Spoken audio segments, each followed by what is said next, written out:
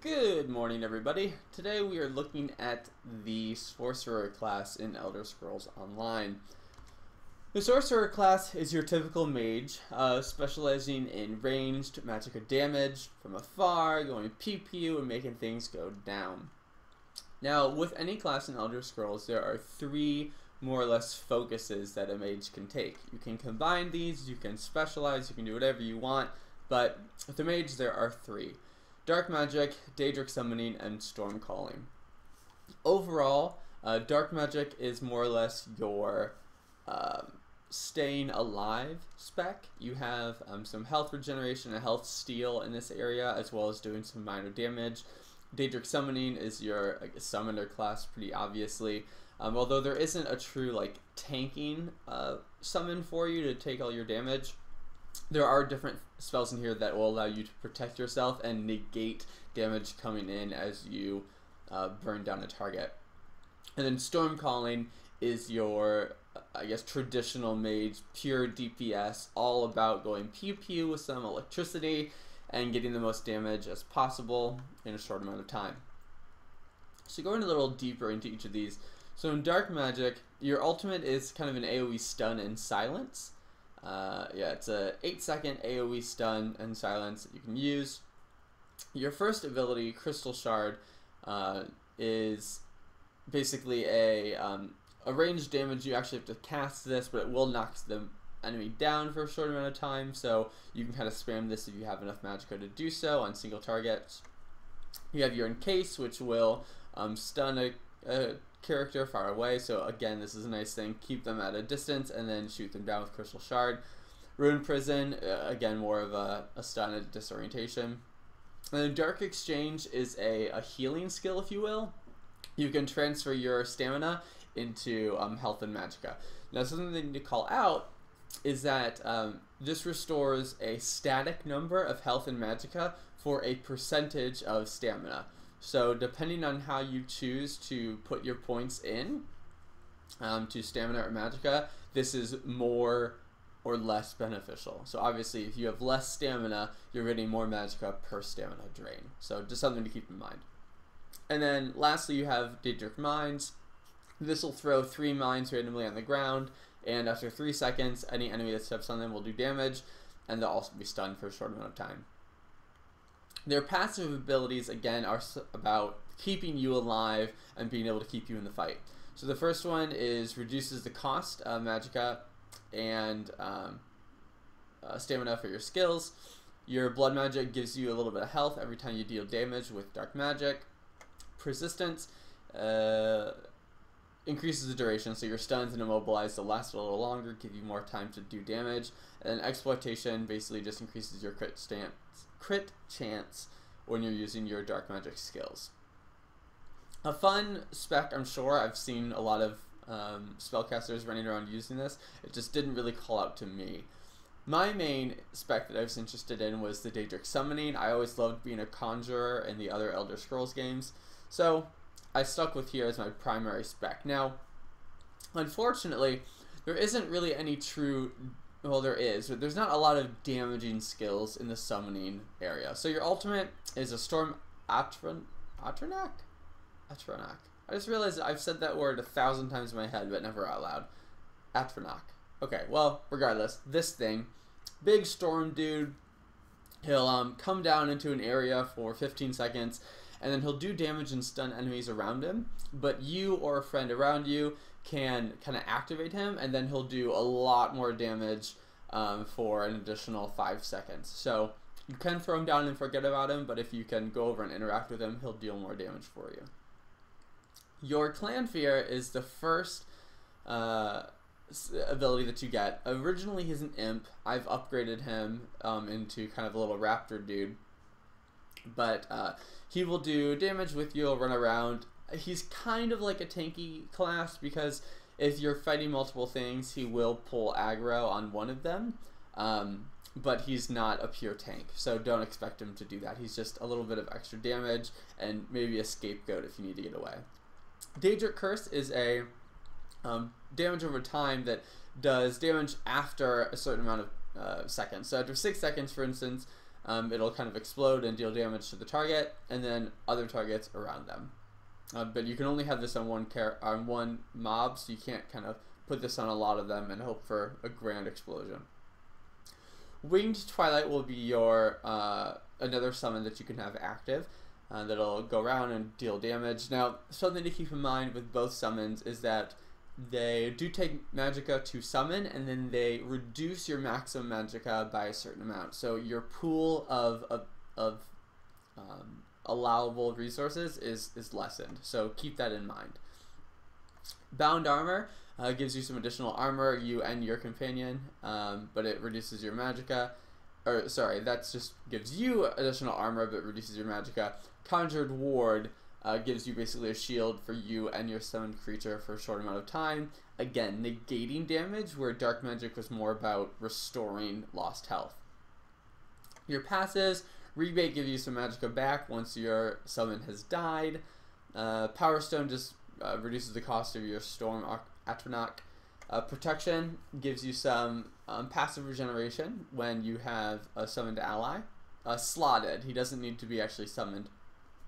And then Summoner, once you have a summon out, they have different bonuses. Your Twilight does a little bit more damage, and your Familiar and Clan Fear move a little faster, and Atronach has larger range. In Stormcalling, again, this is your traditional mage class. They have a lot of damaging abilities, but not a lot to keep you alive. So Overload is your ultimate. This will allow your regular, I was about to say staff attacks, but I guess you could have any weapon. Your basic weapon attacks will do more damage and have different versions. Endless Fury is your first skill. It basically does a little bit of damage when you apply it on an enemy, but if they get below a certain threshold, which is 20% health here, it'll deal an additional amount of damage and explode, dealing damage to others. So this is a great skill to use if the target's already low on health, or if you think you can get them to low health within 4 seconds. And then I've upgraded this so that when I kill an enemy, I restore 45 magicka. So I get a lot of my magicka back if I use this as my finisher.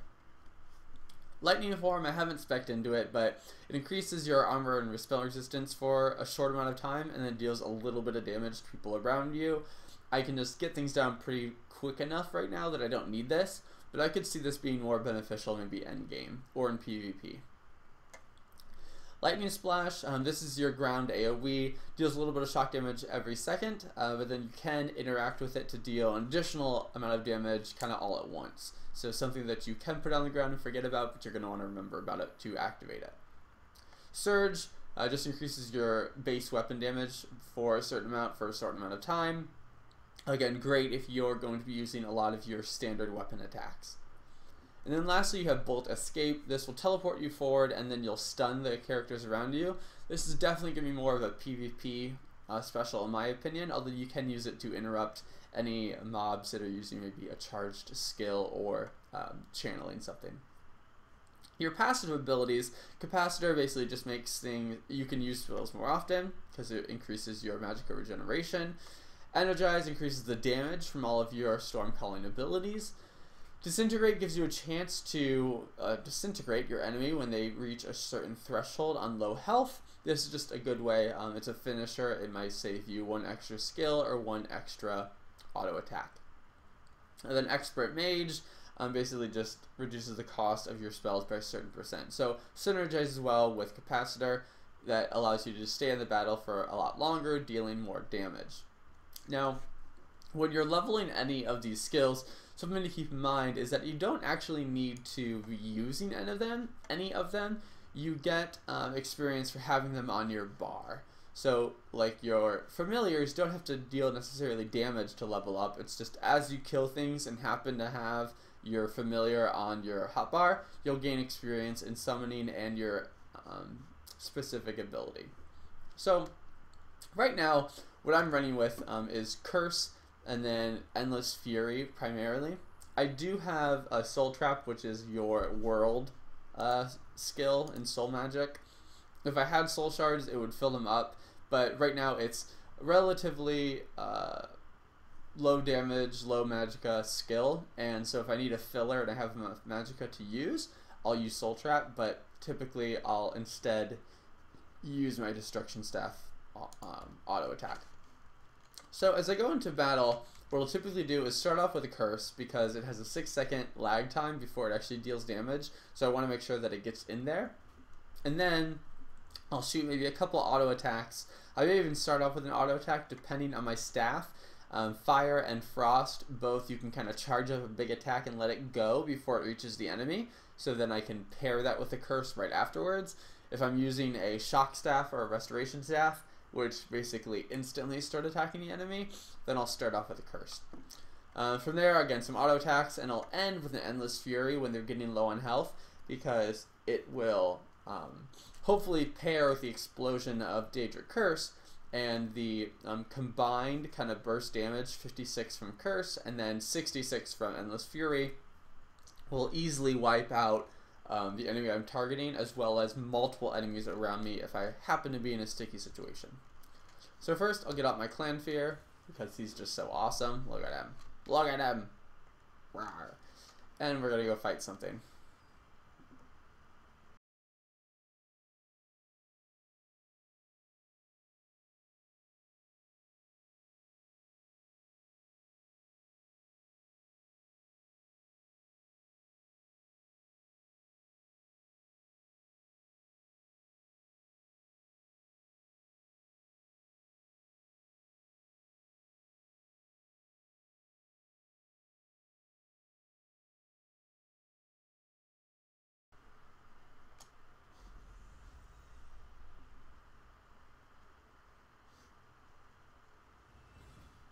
Huh.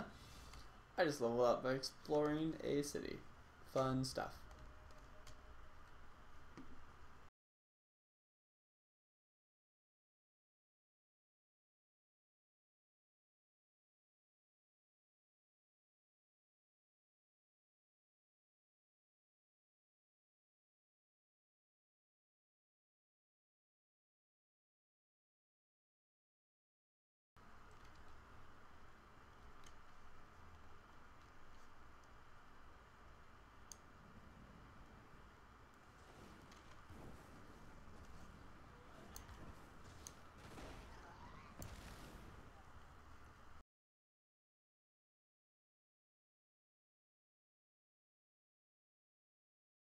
Alright, perfect.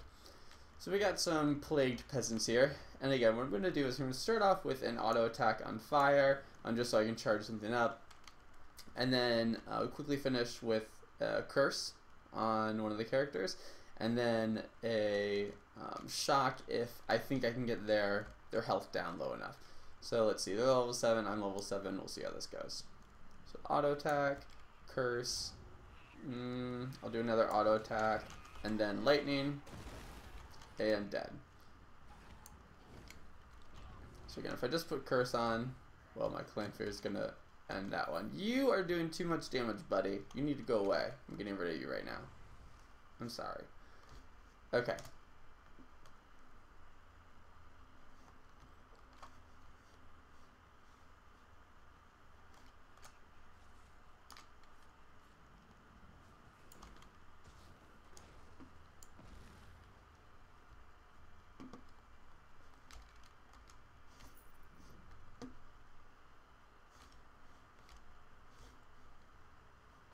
Let's see, there I got Daedric summoning leveled up, even though I did not have my summon out. Just because he was on my hotbar, though, was enough. Alright, so this Pleasant, we're going to start over. So I'm going to charge a Fire Staff, lay on a Curse. Maybe I'll put in a Soul Trap there, just because I have enough magic. And then, ooh, I'll put on my Shock. Yeah, so you might have saw that in quick tandem. The curse exploded, which then brought the health low enough for my shock to explode. And so really at half health, they go down pretty instantly in that combination.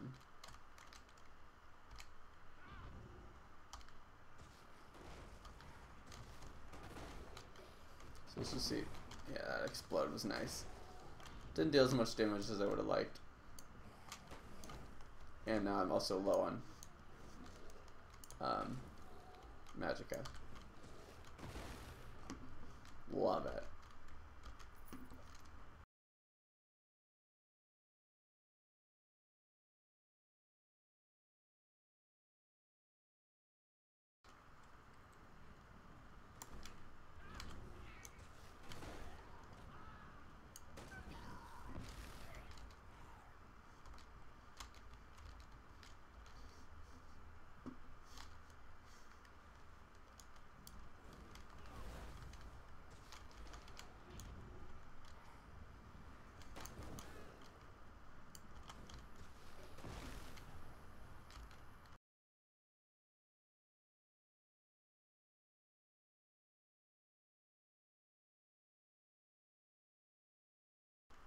Alright, so I'm going to use my ultimate in Daedric summoning, and we'll see how this goes.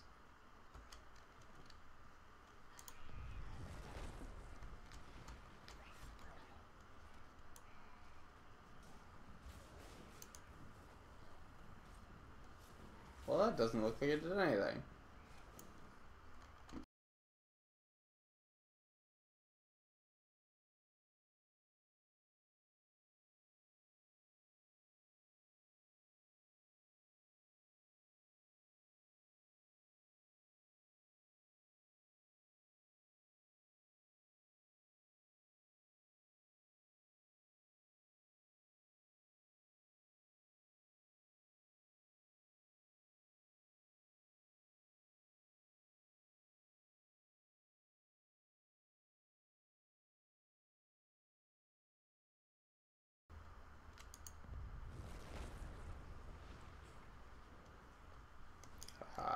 Much better.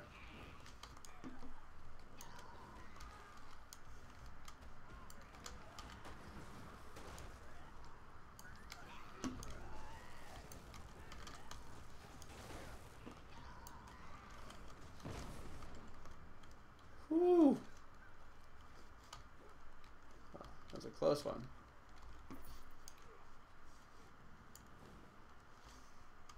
Alright, Storm After Knock. Pretty damn cool.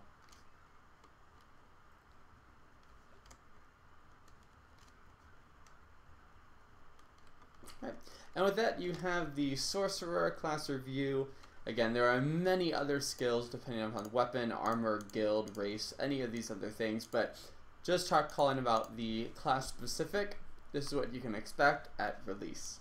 Happy hunting.